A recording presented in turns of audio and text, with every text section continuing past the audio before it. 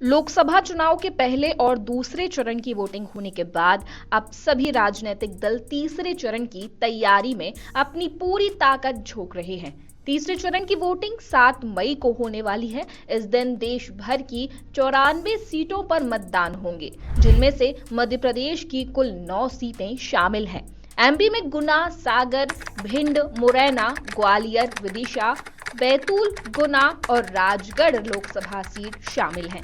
इनमें से किसी सीट पर एक तरफा जीत होने का अनुमान है तो किसी पर कांटे की टक्कर है। साथ ही राजगढ़, गुना, मुरैना और ग्वालियर ऐसी सीटें हैं जिन पर लोकसभा चुनाव काफी दिलचस्प होने वाला है। हम ऐसा क्यों कह रहे हैं, आइए जानते हैं एक एक करके इन सभी सीटों के चुनावी समीकरण। सबसे पहले बात करते हैं राजगढ़ लोकसभा सीट की, जिसे एक समय पर दिग्विजय सिंह का गढ़ कहा जाता था और इस पर भी कांग्रेस पार्टी ने उन्हीं को अपना उम्मीदवार बनाया है। खैर, बता दें कि दिग्गी राजा का इस लोकसभा चुनाव में मैदान पर उतरने का कोई मन नहीं था, जिसे वो अपनी जनता के सामने भी कह चुके थे। लेकिन पार्टी की इच्छा अनुसार अब वो अपने क्षेत्र में एड़ी चोटी का जोर लगा रहे हैं। लगातार वो क्षेत्र में पदयात्रा कर रहे हैं और लोग उनसे प्रभावित भी हो रहे हैं। वहीं उनके सामने भाजपा के उम्मीदवार और पूर्व सांसद रोडमल नागर हैं।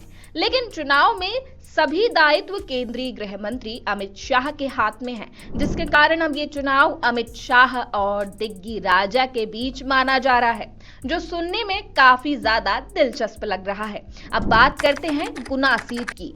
तो इस सीट से एक समय पर बीजेपी के उम्मीदवार और अपने ही कार्यकर्ता के द्वारा हारे नेता और सिंधिया राजघराने के राजा ज्योतिरादित्य सिंधिया हैं। लेकिन वो इस लोकसभा चुनाव में अब भाजपा की ओर से खड़े हैं। उनके सामने है कांग्रेस के यादवेंद्र सिंह यादव।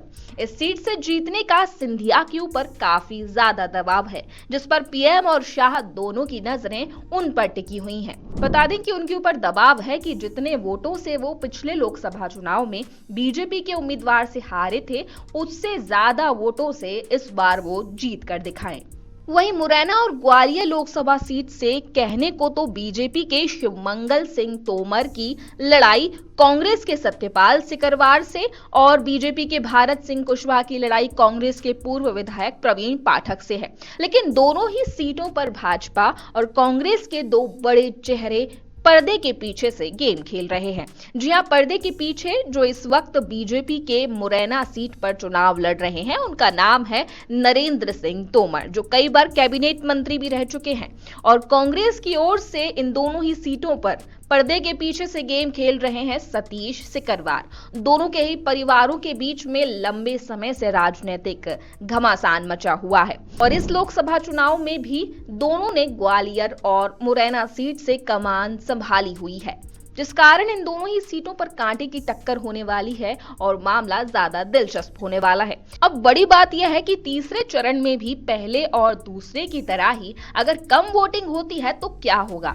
बता दें कि पिछले लोकसभा चुनाव में मध्य प्रदेश की इन लोकसभा सीटों पर कुल 64.24% मतदान हुआ था, जो कि इस बार के पहले और दूसरे चरण से ज्यादा है। लेकिन जिस तरह से इस वर्ष मतदान के प्रतिशत घट रहे हैं, ऐसे में ये बड़ी चिंता का विषय बना हुआ है। चिंता को देखते हुए शायद इस बीच में मध्य प्रदेश की 3 सीटों से अपने अपने पिता का समर्थन कर रहे 3 बेटे बूथ की कमान भी संभाले हुए हैं और चुनाव के मतदान प्रतिशत पर भी नजरें टिकाए हुए हैं। में दिग्विजय सिंह के बेटे जयवर्धन इस समय राजगढ़ की लोकसभा सीट का बूथ संभाले हुए हैं। वहीं मध्य प्रदेश की विदिशा सीट से शिवराज सिंह चौहान के बेटे कार्तिकेय इस वक्त विदिशा का बूथ संभाले हुए हैं। उन्होंने इस वक्त पूरी नजरें मतदान के प्रतिशत पर, उसको बढ़ाने पर टिकाई हुए हैं। इसी तरह गुना विधानसभा सीट से पिता ज्योतिरादित्य सिंधिया के लिए महाआर्यमन भी लगातार मैनेजमेंट में जुटे हुए हैं। लेकिन अब देखना ये होगा कि तीसरे चरण में